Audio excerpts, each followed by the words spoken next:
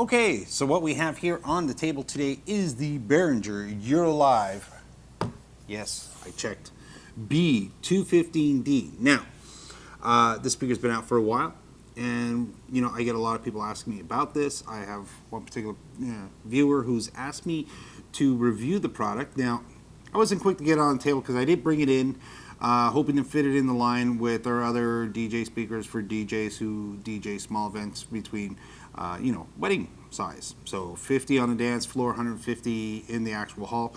And I thought it was going to fit in there because so many people said, hey, do you have the Behringer? Ooh, I saw the Behringer. Ooh, everything about Behringer. So I decided, hey, I'll talk to the Behringer rep. We'll bring him in. We'll see if we're going to add him to our lineup. Now, we're not going to add him to our lineup, and I'll tell you why. And it's not because it's a bad speaker, because it doesn't fit in with what we do for the majority of our customers. Now, if I was selling a speaker just for PA use, so public address, house of worship, I'm at a fair and I need something to carry my voice like everywhere, anything like that. So if I needed something for a lecture hall, these would be a good speaker for those applications. They do mid-range really, really well at extremely high volume. Now, that being said, for that, because that's a good thing, the downside is it throws out an awful lot of mid-range when you're trying to throw in bass into it. So, and it's hard to dial one back without distorting the other. So, that being said, if you're a DJ, it's a hard speaker to work with. It is loud, but let's not mistake loud with enormous bass, or bottom end, or pleasing sound.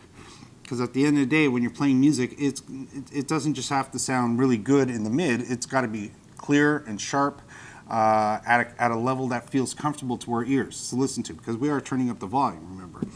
Same thing with the bottom end. So where this does a really good job of being a PA speaker, public address speaker, I find it falls short on some of the other parts. Now, if the speaker costs $100 less or even lower than that, then it would still be a good value to buy. But there's a lot of competition out there right now, and a lot of people have gotten very aggressive on their price recently, so it makes it very hard to really say, ooh, this is a good option to buy. Now, it's not the brand, it's just a particular style they were going for when they built this speaker. And honestly, I think that's what they were going for, or at least at that particular time, this is where they were. So their other products are probably better, and of course, you listen to them and you'll definitely hear a difference. Now,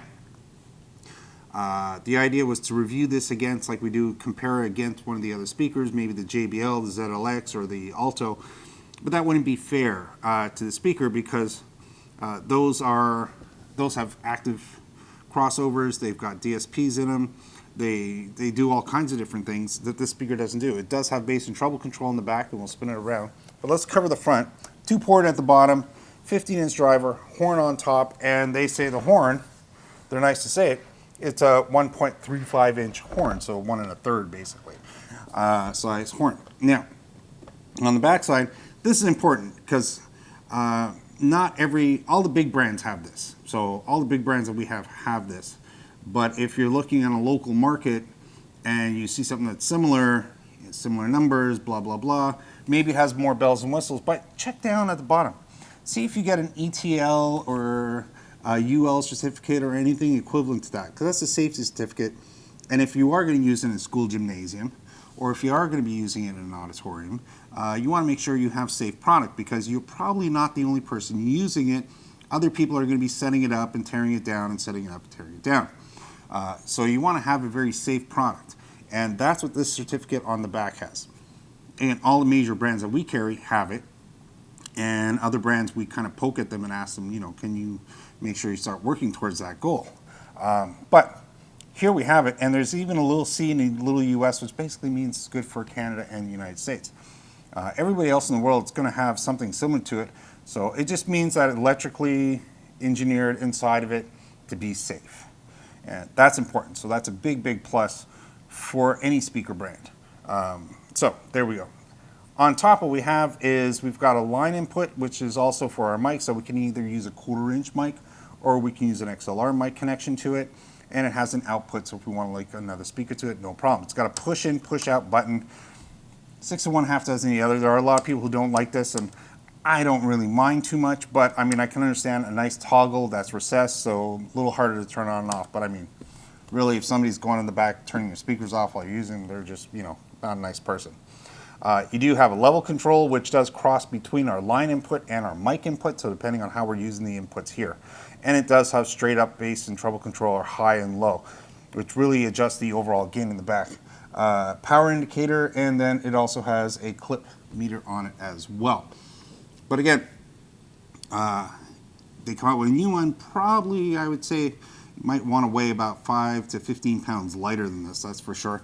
It's built really solid. So again, if you're looking for a speaker that you need to use for a rental, or speakers that are going to go in school gymnasiums, halls, anything like that where you're not primarily the first person that's going to be using it all the time, not a bad way to go. Plus, if you blow it up, they weren't that expensive to start off with. Now, that being said, they're not the cheapest thing out there, but they're definitely really, really good at doing talk. Like I said, it doesn't necessarily fit in with all the other speakers we have here, so that's my fault. I made a bad buying decision in getting it. Is it a bad speaker? No. But is it a speaker that fits in with all our other speakers? Because again, we're trying to entertain people for a mix of talk and music. So we're always trying to find a speaker that'll do both as good as it possibly can. And this one here just exceeds really well at being a PA speaker. So if you got this with a subwoofer, you wouldn't be so bad, but I'd probably look at some of the other options out there.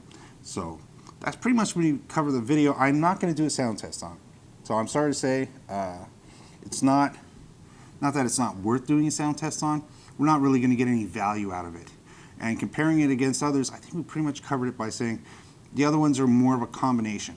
If the price point was a little bit better and the speaker was a little bit better at handling a full range of sound, with a little bit better bottom end to it and a little bit clearer on the top without really making it hard on the ear, that would be a big positive. Will I not buy I'll probably buy another Behringer. We'll see, you know, I'm happy to try things. That's the important thing. So we'll see how that goes. But for now, if you're looking at DJing, I think today you have a lot of options. Make sure to have a look at different ones. If you get an opportunity to listen to this on the shelf in comparison to other ones, just for entertainment's sake, have a listen to it.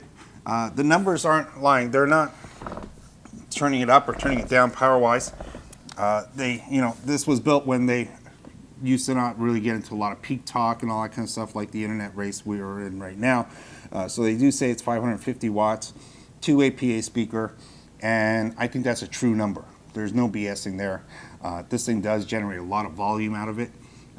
And for a lot of DJs for a long time, this was a really good starter speaker. I just think that there's probably other options out there right now that you can get, and have a look at the newer models or the slightly more expensive models, but you definitely want to take a listen to them. Okay? All right then. Well, that'll be everything for the Eurolive.